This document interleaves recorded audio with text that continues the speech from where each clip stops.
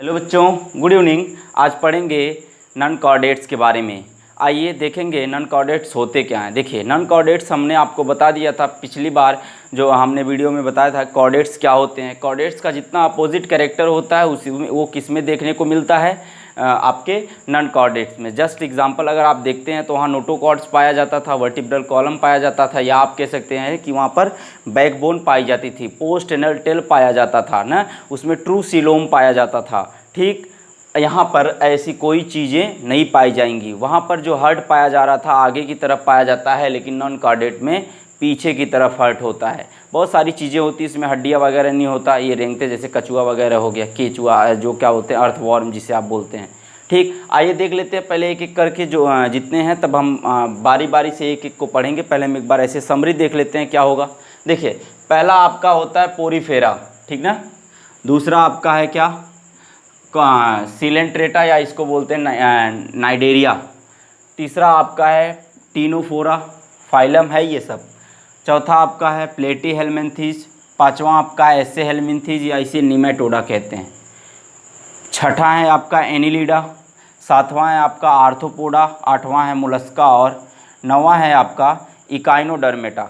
देखिए, ये 9 हो गए। इसमें एक आता है फाइलम हेमिकॉर्डेटा। हेमिकॉर्डेटा को पहले किस में रखा जाता था, कॉर्डेटा में रखा जाता था। हमने आपको कॉर्डेटा बता दिया है।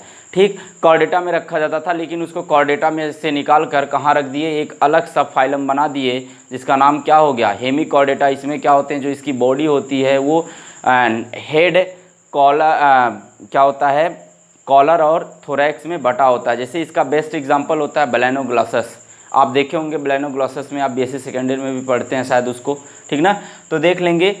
इसके बाद क्या आएगा आपका फाइलम हेमिकॉर्डेटा, जो हम आपको बता चुके हैं। हेमी का मतलब होता है अर्ध या आधा, कॉर्डेट्स का मतलब कशेरुकी, जो अर्ध कशेरुकी होते हैं। ठीक, इसके बाद कॉर्डेटा जो हमने आपको बता दिया। देखिए कहाँ से हम चले हैं, फाइलम पोरीफेरा से। ठीक, अब पोरीफेरा से पहले एक को हम रख देते हैं क्या, प्रोटोजोअन्स होते हैं। प्रोटोजोअन्स को हम यहाँ इसलिए इंक्लूड नहीं करते हैं, वो रीज़न ये है, ये क्या है, इसमें जो प्रोटोजोअन्स होते हैं वो यूनिसेलुलर होते हैं, सबसे बड़ी चीज़।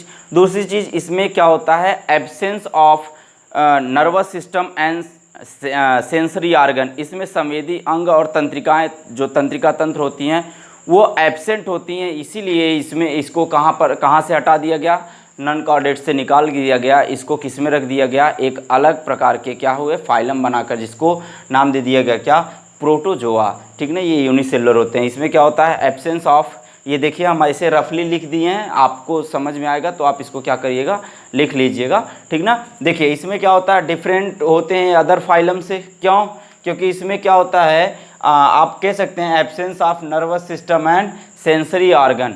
आप दूसरा देखेंगे यूनिसेलुलर होते हैं, कंप्लीटली क्या हो जाते हैं, एक्वेटिक होते हैं। ये क्लियर हो गया।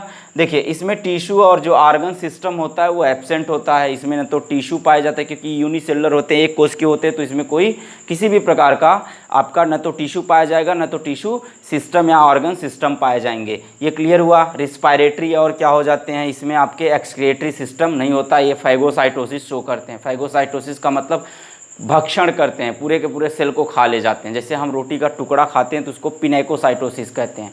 और पूरा का पूरा रोटी ही खा जाए एक ही बार में, उसको क्या बोल जाएंगे। ये आप एक एग्जांपल बता रहे हैं। फैगोसाइटोसिस ये नहीं होता, जो पूरे के पूरे सेल, जैसे अमीबा हो जाता है। अमीबा क्या करता है, एक किसी सेल को ही क्या होगा, कुछ रखा है बड़ा सा है, उसको क्या करेगा, पूरा इंगल्फ कर जाएगा और एक नया अमीबा बन जाता है। ये क्लियर हो गया।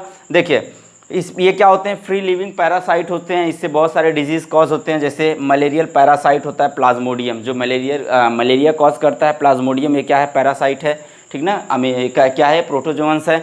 और देखेंगे आप इसमें कुछ, जैसे एंटीमीबा हिस्टोलिटिका होता है, ये भी प्रोटोजोअन्स है। एंटीमीबा हिस्टोलिटिका डायरिया, दस्त क्या करता है, कॉज करता है, जो हमारे एलिमेंट्री कैनाल में पाया जाता है। ये क्लियर हो गया।